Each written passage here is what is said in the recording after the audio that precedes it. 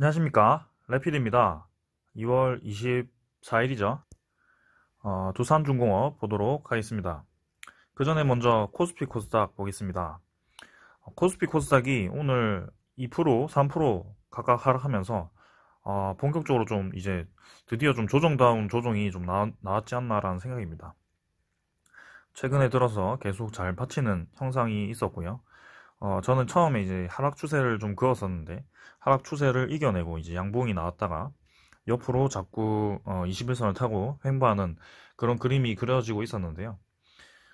일단 전체적인 시장을 보았을 때는 어제 이제 제가 파월 의장의 금리 정책 방향을 좀 주목해보자라고 말씀을 드렸었는데 어제 일단은 결과는 좋았습니다. 파월 의장은 아직 지금 전 세계 경제가 살아나고 있긴 하지만 여전히 불확실성이 많고 아직 금리를 상승시키기에는 이르다. 그래서 초저금리 정책을 계속 펼칠 것이다 라고 말씀을 했습니다. 그래서 지금 금리 인상에 대한 그 불확실성이 해결이 되었고요. 지금 유동성 장세에서 금리 인상만큼 무서운 그런 소스가 없는데 그걸 하지 않는다고 하니까 좋게 작용을 좀 했습니다. 그래서 어제 나스닥을 보시면 나스닥이 거의 3% 이상 하락을 했었다가 장 마지막까지 다우도 그렇고요. 좀 회복을 했는데 지금 니케이도 그렇고 상해 종합도 그렇고 지금 국내 증시도 그렇고 중간에 이제 갑자기 급락을 하는 그런 상황이 나왔습니다. 근데 저는 이렇게 생각해요. 전체적으로 좀 보았을 때 지금 이제 기관과 외국인이 쌍매도를 하면서 던진 것이 아니고요. 외국인도 좀 매수가 들어오고 했는데 어, 좀 긍정적으로 보고 있습니다. 지금 일단 금리 방향이 확실히 정해졌고요.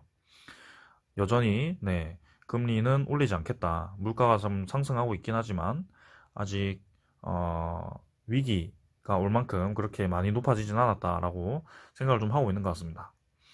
그래서 오늘 이렇게 좀 하락을 했지만 다시 한번 네, 반등할 수 있는 그런 환경이 만들어지고 있다고 보고 있고요. 이렇게 이제 계속 눌러지는 힘을 이겨내지 못하고 이렇게 내리는 것도 나쁘지 않습니다. 네, 결국에는 한번 내렸다가 올라야 되는 그런 과정을 좀 겪어야 되는 자리였기 때문에 지금 조정은 괜찮다고 보고 있고요. 어제도 이제 제가 2950선까지, 네, 여기 요 정도까지 하락 가능성이 충분히 있다고 말씀을 드렸고, 뭐 하루 만에 이렇게 거의 다 와버렸네요. 그래서 내일도 뭐 장 초반에 하락 출발을 했다가 다시 올라갈 수도 있고 뭐 그런 상황입니다. 일단 이전처럼 이렇게 양봉을 또 띄우면서 올라갈지 지켜볼 거고요. 그 다음은 이제 코스닥도 어제 기준선 설정까지 거의 다 내려와 버렸죠. 처음에는 이제 요 정도 위치까지는 예상했는데 많이 내리면 이제 121선까지 다이렉트로 내릴 수 있다. 근데 오늘 다이렉트로 내려버렸습니다. 그래서 내일도 이제 하락한다면 조금 이제 코스닥은 추세 자체가 좀 꺾일 수 있는 그런 봉이기 때문에 이전에도 주봉상으로 약간 이탈했다가 잘 회복을 했고 좀 며칠 더 지켜봐야 될 것 같습니다. 사실 이제 요쯤에서 좀 받쳐주는 것이 맞다고 보는데요. 역시 코스닥 특성상 이렇게 한번 내리기 시작하면 100포인트 이상 내려가는 네, 굉장히 무서운 장이 이어지고 있습니다. 특히 이제 바이오 종목들이 많이 하락을 하고 있는데요. 이 하락 이후에 다시 한번 증시가 반등을 할 때 그때 어떤 종목 위주로 오르는지 그런 것도 좀 잘 파악을 해서 대응을 해야 될 것 같습니다. 일단 오늘 이제 외국인이 좀 들어왔고 기관은 계속 매도. 그다음에 코스피 같은 경우도 외국인이 좀 들어왔습니다. 일시적으로 들어온 것이 아니고 이제 계속 좀 들어왔으면 좋겠고요. 한번 네, 지켜봐야겠습니다. 그래 다행인 것은 네, 지금 전체적인 이 흐름이 괜찮아지고 있고요. 코스피는 내렸지만 지금 주식 선물을 보시면 해외 선물들은 또 이렇게 상승을 하고 있고요. 그다음엔 외환 환율도 좀 떨어지고 있습니다. 암호화폐, 비트코인도 다시 한번 반등을 하고 있고 이 유동성 공급이 다시 한번 힘을 받을 때를 기다리고 있는 것 같습니다. 그래서 기술적으로는 이 증시 조정은 이제 좀 있으면 좀 끝나야 되고요. 다시 한번 양봉으로 좀 나오면서 반등을 하는 그런 장이 와야 될 것 같습니다. 그럼 관심 종목, 네, 두산중공업 보도록 하겠습니다. 오늘 뭐 거의 7%가 내렸습니다. 그래서 750포인트, 750 내렸고요. 1250원 왔습니다. 제 방송을 꾸준히 보시는 분들이라면, 네, 충분히 예상할 수 있는 가격이 와버렸고요. 네, 사실은 제일 이상적인 자리는 여기 11,500원 선, 700원 선, 이 정도를 받치면서 쌍바닥 형태로 좀 나가는 그런 자리를 만들었으면 좋았을 텐데, 지금은 바닥을 깨버리고 저는 이제 241선까지도 하락이 가능하다라고 보고 있었습니다. 그래서 9,500원에서 9,800원 정도까지 보고 있고요.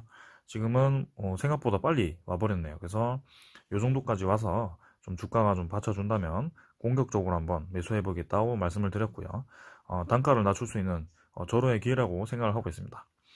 저는 이제 이때 한번 다시 좀 들어왔는데 조금은 더 기다렸다가 매수했던 게 더 좋았을 뻔했습니다. 그래도 지금은 네, 차분하게 기다려서 네, 다시 한번 자리가 바닥이 좀 지지가 된다면 매수하는 그런 기회를 가지도록 하겠습니다. 지금 일단 저는 다른 종목 좀 익절을 해서 현금화를 좀 해놨는데요. 두산중공업은 매수를 할지 조금 더 시장 상황을 보면서 대응을 하도록 하겠습니다. 투자자를 볼까요? 투자자는 좀 반응이 있죠. 이제 얘들이 내려올 만큼 내려오니까 값이 이제 싼 겁니다. 네, 자기들이 생각했을 때도 좀 싼 가격 구간으로 들어왔기 때문에 이렇게 외국인이 이틀 연속 네, 매수가 오랜만에 들어왔죠. 그래서 2연속 합치면 이제 거의 55만 주 정도인데요. 이 최근에 들어왔을 때 이렇게 55만 주 정도가 들어온 날이 없었습니다. 그래서 괜찮고요. 기관 투자자가 여전히 매도를 하고 있지만 연기금이 빨리 쉽사리 매수로 돌아서지 않는 것 같습니다. 연기금 매수가 좀 받쳐줘야지 외국인 매수와 함께 좀 두산중공업 주가를 받쳐줄 것 같은데요. 일단 전체적인 수급 자체가 조금씩 변화가 있는 것 같습니다. 그래서 내일도 뭐 장이 어떻게 흘러갈지는 모르겠습니다만 확실히 이제 외국인 수급이 조금은 꺾이고 있다. 내일 또 뭐 대량 매도 나올 수도 있는데요. 이제 이쯤 가격에서는 매도보다는 매수로 접근하는 것이 더 좋을 것 같고요. 실제로 그렇게 들어오고 있습니다. 241선 지지 여부 당연히 지지할 거라고 생각을 하고 있고 좀 더 시간을 두고 지켜보도록 합시다. 네, 그 다음에는 이제 공매도 잔고 좀 보겠습니다. 공매도 잔고는 뭐 계속 변화가 없습니다. 네, 아직까지는 큰 변화가 없고 조만간에 좀 움직임이 있을 거라고 생각을 하는데 지금 보시면 187만 주 정도 네, 고요. 만주 정도 올랐습니다. 그래서 180만 주 후반대에 계속 유지를 하고 있고요. 딱히 뭐 감소하는 그런 수량이 없기 때문에 빨리 넘어가도록 하겠습니다. 대차장고도 계속 뭐 240만 주 정도 네, 유지를 하고 있고 크게 의미가 없습니다. 지금은 네, 이거는 이제 초저금리 바꾸지 않는다는 정책을 발표한 거고요. 다시 한번 유동성 공급에 좋은 발언을 해주었습니다.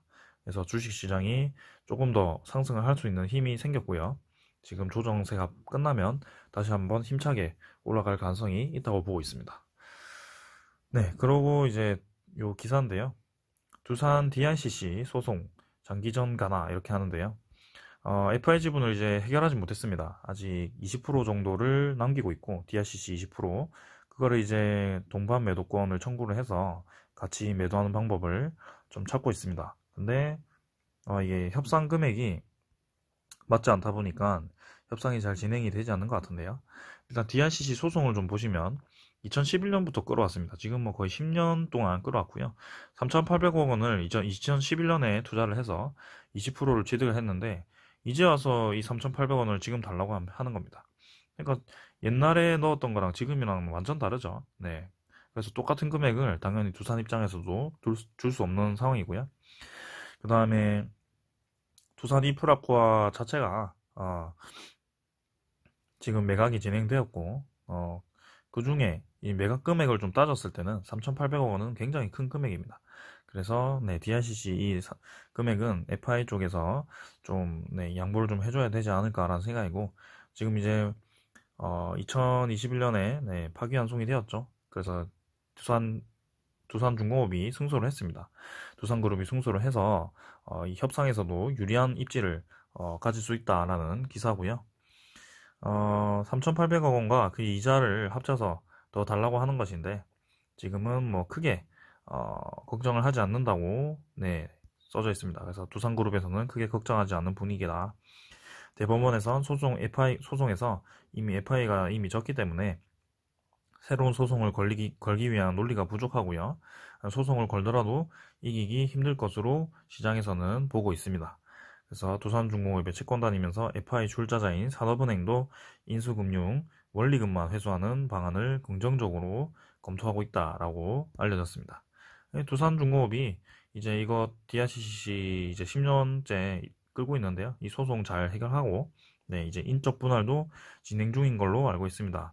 그래서 두산 쪽에서도 이미 두산 밥켓에 이제 산업차량 비지 산업부를 넘기고요. 두산 이 밥켓이 떨어지면 두산중공업 아래로 이제 편입이 된다고 네, 명시되어 있습니다. 그래서 빨리 이 인적 분할이 이제 진행이 되고 두산중공업 아래로 들어왔을 때 그때에 이제 두산중공업 부채율이 많이 낮아질 거라고 계속해서 말씀을 드리고 있고요. 두산밥켓은 지금 올해도 실적이 더 많이 개선될 것으로 추정이 되고 있습니다. 미국이나 이런 유럽에서 소형 트래커 같은 그런 중장비가 많이 네, 구매가 예상이 되고요. 두산 인프라 코어 또한 그런 중장비 수요 증가로 수혜를 볼 것으로 예상이 되는데 아쉽지만 지금 이제 현대중공업 그룹으로 넘어갔습니다. 그래서 일단 두산 밥켓으로 이제 두산중공업의 이 재무적으로 개선이 될 거고요. 두산 퓨얼셀도 올해 이 수소 연료전지 확대로 좀 더 매출이 커질 것으로 네, 집계가 되었죠. 그래서 5천억 정도로 잡혀 있습니다. 목표는.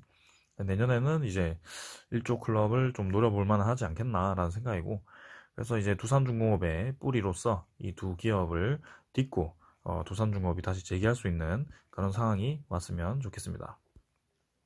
네, 그런 상황이고요. 아까 뭐 댓글을 잠깐 제가 답을 못 해드렸지만 잠깐 봤을 때는 뭐 두산중공업이 주가가 지금 하락한 것이 인적 분할로 인해서 그 주가 주식을 네, 대주주에서 대량 확보를 하기 위해서 주가를 끌어내렸다 이런 얘기가 좀 있었는데요. 거기에 대해서는 제가 일단 아는 것은 없고요. 인적 분할과 분할해서 이제 합병하는 그런 케이스를 좀 찾아봐야 될 것 같습니다. 그런 케이스. 그래서 그때 이후에 주가가 어떻게 움직였는지 그런 걸 좀 찾아보면 좋을 것 같고요. 네, 한번 제가 좀 공부를 해서 한번 다뤄보도록 하겠습니다. 일단 긍정적으로 보고 있습니다. 저는 네, 두산중공업 입장에서는 재무가 개선이 되기 때문에 괜찮게 보고 있어요. 그 다음에 불확실성 자체가 해결되는 거니까요.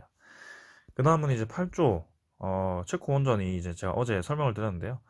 이게 이제 입찰이 들어가긴 하는데 지금 로드맵이 잘 나와 있어서 제가 좀 틀었습니다. 그래서 2021년 3월에 입찰 안내서가 이제 발급이 된다고 합니다. 그래서 안내서가 발급이 되는 거고요.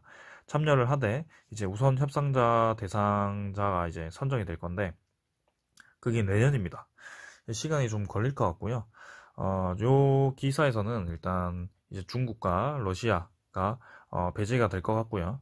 네, 프랑스, 미국, 한국 이렇게 3파전으로 진행이 될 텐데 어제 말씀드렸듯이 한국과 미국이 지금 체코에서 원하는 원자력 모델에 납품 이력이 있기 때문에 다시 한번 협력해서 공급할 가능성이 꽤 있다라고 기사에서 나와 있습니다. 뭐 단독 공급해도 되고요. 협력해서 해도 되고요. 저는 제가 생각했을 때는 이제 두산중공업 자체가 뉴스케일 파워라고 해서 미국의 SMR 전문 기업과 함께 협력을 하고 있기 때문에 이제 지분도 있고요. 미국과 협력해도 괜찮을 것 같습니다. 그래서 기술 공유도 좀 하고요. 지금 우리나라에서는 탈원전으로 인해서 좀 네, 기술을 개발할 수 있는 그런 여건이 잘 마련되어 있지 않는 것 같습니다. 일단 공급을 하고, 네, 그렇게 미국에서 좀 선천적으로 이제 좀 연구개발을 진행하는 그런 데이터들을 같이 좀 공유를 하면서 진행을 하면 더 좋을 것 같습니다. 네, 그래서 지금은 두산중공업 오늘 좀 이제 만원대로 마무리를 좀 했는데요. 뭐 예상을 했습니다. 이 정도 올 거라고 생각을 했었고, 사실 이때부터 좀 이상했거든요. 그래서 이 정도 올 거라고 생각을 했고 충분히 241선 디디고 다시 한번 재기를 할 때 그때 들어가도 늦지 않다라고 말씀드리고 싶고요. 지금은 여유 자금을 바로 넣기보다는 좀 기다리셨다가 바닥이 확실히 다져지는 그런 자리에서 들어가는 게 낫고요. 지금 확실히 이렇게 두산중공업처럼 소외된 주식보다는 조금 더 좋은 종목들이 많습니다. 그런 종목들 저도 이제 좀 리뷰를 하고 매일매일 다루고 있으니까 잠깐 거기 들어가셔서 좀 수익을 보시고 수익금을 불려서 다시 한번 두산중공업이 기회가 왔을 때 들어가는 그런 전략도 있습니다. 네, 그래서 뭐 너무나 큰 돈이 들어가신 분들은 분할 매도하는 전략도 제가 어제 말씀을 좀 드렸고요. 그런 전략도 있으니까 좀 잘 고려를 하셔서 진행을 한번 해보시길 바랍니다. 일단 긍정적으로는 외국인이 이틀 연속 오랜만에 들어왔고요. 내일도 추가 매수해서 이제 확실히 수급이 다시 들어오는 그래도 보유율을 좀 높여서 20%까지는 좀 늘려야 되지 않겠나. 연기금도 그렇고 연기금도 이제 5%까지 올라서 이제 네이버 공시에 좀 떴으면 좋겠습니다. 오늘은 여기까지 하고요. 내일 장 흐름을 좀 잘 보면서 진행하도록 하겠습니다. 감사합니다.